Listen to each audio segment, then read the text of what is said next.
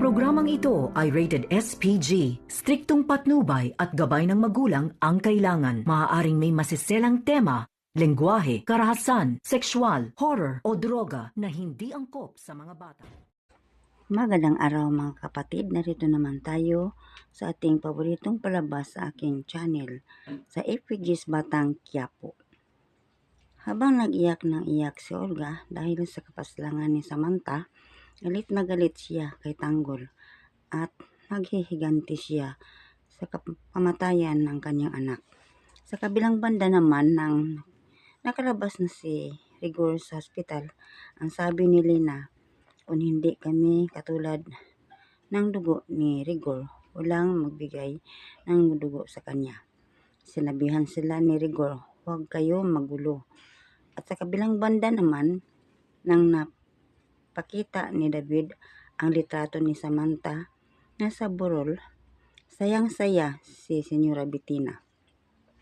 Mabuti David na paslang mo na ang tao na ang dahil lan sa kapaslangan sa aking apo si David.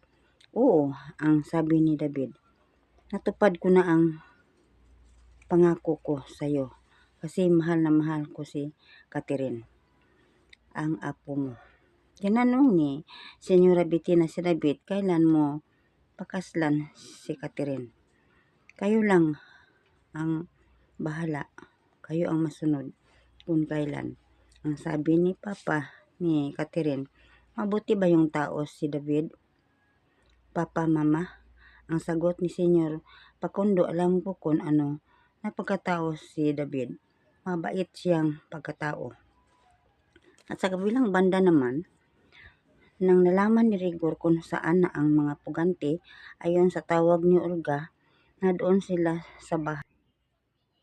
Tanggol, nandito na ang mga pulis. Tumakas sila, Tanggol, kasama si Marcelo at sa bubong sila lumabas para hindi sila makita nila ni Rigor.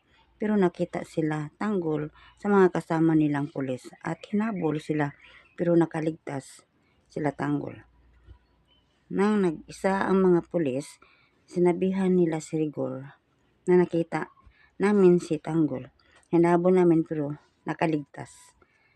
Bumalik sila Rigor sa bahay ni Bubbles at nakita niya ang burol ni Samantha. At hanggang dito na lang mga kapatid ang ating palabas. Sana wag po niyo akong kalimutan sa pag-like, share at subscribe. Maraming salamat.